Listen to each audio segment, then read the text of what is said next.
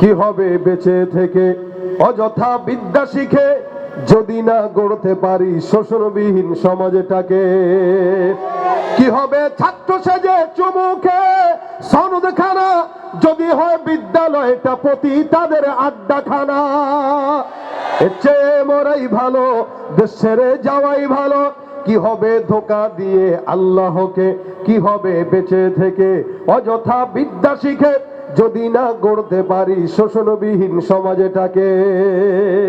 কি হবে আলেম হয়ে ইমাম সেজে সমাজেতে পারো যদি সত্য কথা উচ্চ স্বরে না বলিতে?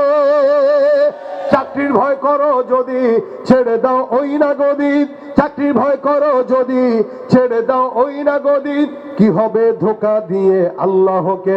কি হবে ধোঁকা দিয়ে আল্লাহকে? কি হবে বেঁচে থেকে অযথা বিদ্যা শিখে যদি না গড়তে পারি শোষণবিহীন সমাজটাকে? কি হবে বেঁচে থেকে? কি হবে বেঁচে থেকে? কি হবে শেষ নবীজির উম্মত বলে দাবি করে যদি ওই নবীর চেয়ার কাদিয়ানীরা দখল করে?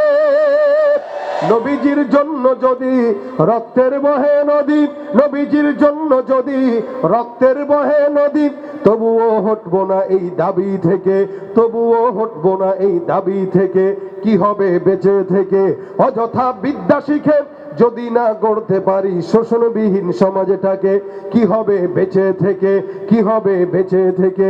কি হবে বেঁচে থেকে? আল্লাহ পাক আজকের মজমাকে শেষ পর্যন্ত কবুল করুক, বলেন আমিন। যা বলবো শুনবো সবকিছুতে আল্লাহ পাক বরকত দান করুক। ওমা তৌফিক ইল্লা বিল্লাহ। সুবহানাকাল্লাহুম্মা বিহামদিকা আশহাদু আল্লা ইলাহা ইল্লা আনতা আস্তাগফিরুকা।